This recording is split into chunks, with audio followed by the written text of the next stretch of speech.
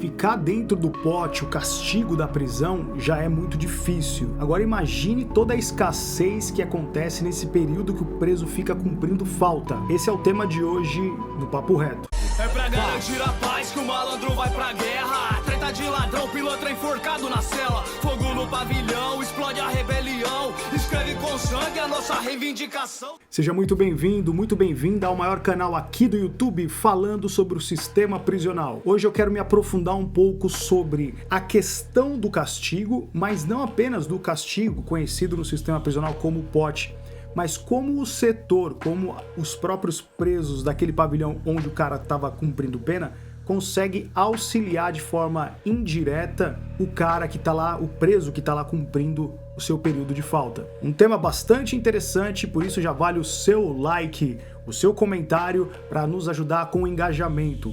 Mais de 80% das pessoas assistem o vídeo, não deixam like e nem comenta, então não custa nada, né? Vamos fazer aqui um panorama, um raio-x do que é o castigo. O castigo é uma falta disciplinar do preso. Então, se o preso cometer alguma infração, é a mesma coisa que fosse em liberdade. O cara cometeu um crime, furto, assalto, tráfico, ele quebrou ali uma regra, ele quebrou uma norma, ele vai ser punido. Na prisão também tem essas mesmas questões de disciplina. São disciplinados muitas vezes pelo regimento interno da unidade prisional, regimento interno da SAP. Também existem algumas normas compostas na lei de execução penal. Muitas pessoas não sabem que cometer essas faltas, ou seja, praticar essas infrações, prejudica e muito a vida daquele cara que está cumprindo pena. E depois que ele cumpre essa falta, ele responde um processo administrativo, conhecido como uma sindicância. Então essa é a regra geral.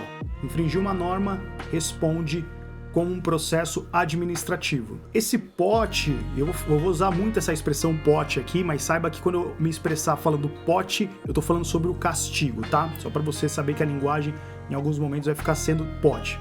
Quando o preso vai pro pote, o que ocorre? Ele pode ficar 10 dias, acabou de acontecer, por exemplo, a infração, o policial penal leva ele pro pote, ele cumpre 10 dias. Normalmente ele pode descer novamente pro convívio, né? E a gente chamava de repique.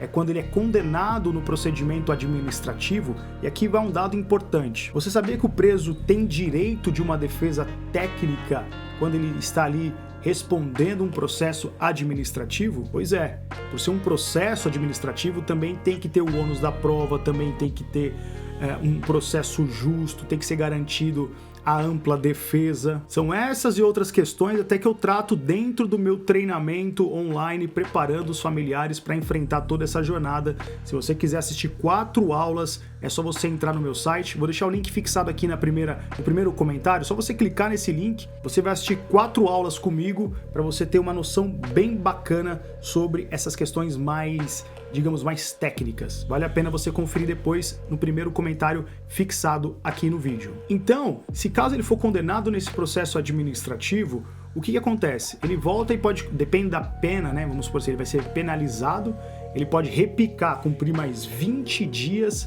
lá dentro desse pote, ou até mesmo pode acontecer de ficar até 60 dias. Então, dentro do universo prisional, existem essas leis que elas devem ser respeitadas também para aquele cara que está cumprindo pena. E, infelizmente, tem muitos presos no sistema prisional que tem a sua ficha, digamos assim, manchada, né? Tá lá com algum procedimento administrativo, com uma sindicância. Então, quando você ouvir esse termo, pô, sindicância é um processo administrativo. E isso pode trazer muitos prejuízos. Pode atrapalhar no processo de execução. Então vamos imaginar que ele está progredindo de regime, ele vai para o semiaberto, por exemplo.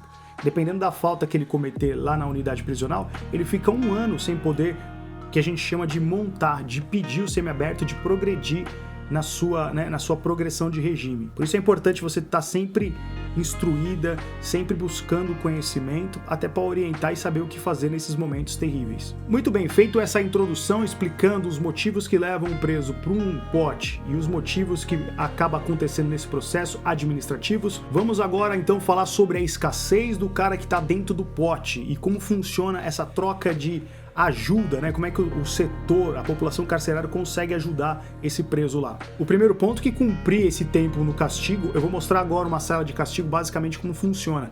Essa cela que você está vendo agora no vídeo é basicamente nesse perfil que é a cela de castigo.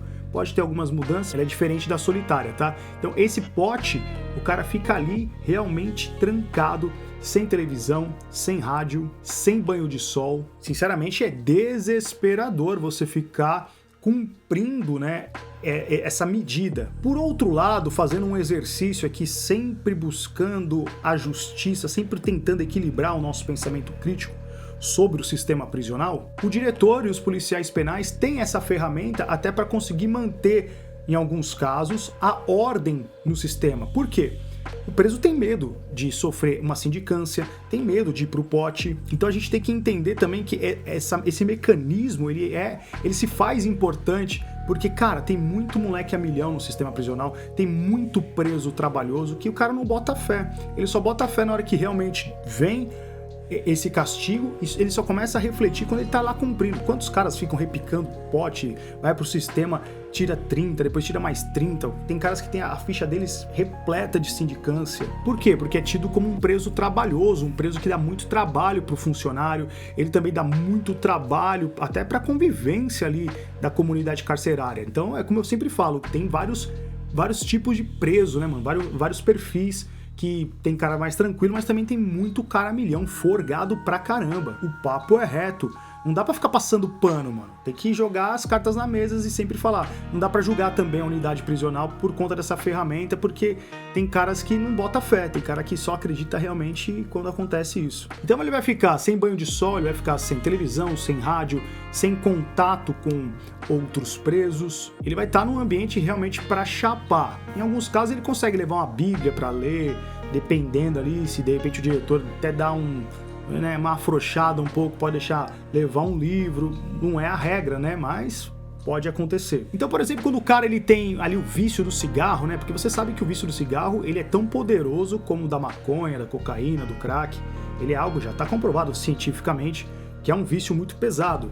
E lá no pote é muito mais escasso. É nessa hora que entra o trabalho da faxina, do setor. O que o setor faz normalmente depois da visita? Depois da visita, normalmente eles vão fazer o que a gente chamava de recolhe. O que seria esse recolhe? Vai passando de cela em cela, né? E aí, rapaziada, firmeza, boa tarde aí pra todos, né? Esse é o padrão. Pô, a gente tá aqui fazendo um recolhe aqui pra mandar alguma coisa lá pros caras que estão cumprindo o pote. Então eles vão lá, arrecada às vezes arapiraca, arrecada maço de cigarro, arrecada ali, de repente, uma pasta de dente, junta-se ali de todas as celas daquele pavilhão, junta-se ali o que os caras querem fortalecer, aí cada um dá o que quer, né? Eu quero dar um maço, quero dar um arapiraca, vou dar... Então faz ali um recolhe, né, que a gente chama esse recolhe, o setor pega esses itens, passa pro chefe de plantão daquela unidade ali, passa pro funcionário, para que o funcionário distribua depois, e aí vai ter que ser feito ali, porque o que acontece? Às vezes, nesse setor do pote, tem 10, 15 caras cumprindo o castigo, então o que eles vão fazer? Eles vão pegar essa quantidade do recolhe e vai dividir ali, vai soltar, né, mano? Vai fazer uma divisão. Deu 10 maços, um maço para cada cara que tá ali, de repente, cumprindo o pote. Então é feita essa distribuição dessa forma. Mas o interessante aqui é você perceber como é que existe esse trabalho, né, de, vamos dizer assim, de auxiliar aqueles presos que estão cumprindo um castigo, né? Estão cumprindo o pote. A faxina tenta sempre dar um suporte. Não é tão fácil, às vezes tem funcionário que não faz isso, que não ajuda, não manda nada pro cara lá do pote, mas não é a regra. A regra é que realmente eles levem para os caras que estão cumprindo o castigo, principalmente o cigarro, o arapiraca. Então é o que funciona nessa vida, nesse cotidiano, para quem está cumprindo esse procedimento. É um trabalho meio que de assistência social, né, cara? O sistema ali, ele cria alguns mecanismos, e a convivência dos presos, criam-se ali caminhos para um tentar fortalecer o outro, né? Eles sabem, né? O preso sabe como é escasso, como é difícil o cara cumprir o tempo dele de castigo, e sabe também que muitos caras ficam irritados por conta da nicotina, por conta do vício, né? E acaba tentando mandar e auxiliar de alguma forma. É escassez total no pote. E é muito interessante assim, né? Sem achar que é legal.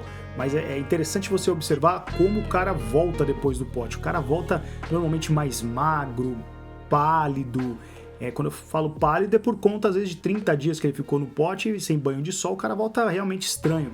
Então é algo muito assim, você fala, caramba, o pote deu uma quebrada no cara, chegou chegando mesmo. Mas vale ressaltar que esse também é um dos pontos positivos que o próprio PCC implementou, né? Porque tudo foi vindo através de construção, né?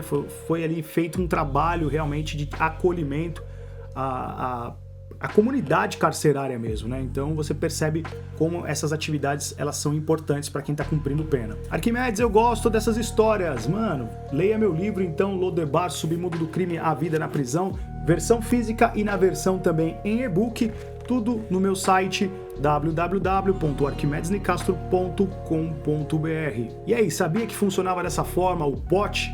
E sabia que tinha esse trabalho como se fosse uma assistência carcerária para aqueles caras que estão cumprindo esse castigo? Comenta aqui embaixo, se inscreva no canal e também não deixe de colocar o sininho ativado, isso é muito importante, beleza?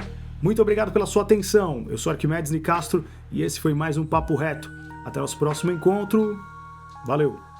Muitas coisas aprendi, várias guerras eu venci, muito sangue derramado, mas eu sobrevivi. Foi difícil a caminhada pra chegar até aqui, lágrimas eu derramei, só Deus sabe o que eu sofri. Quantas madrugadas eu virei em claro na prisão, mas desisti. Era um plano fora de cogitação, porque guerreiro quer guerreiro, entra na arena e não se cansa, segue de cabeça erguida e nunca perde a esperança.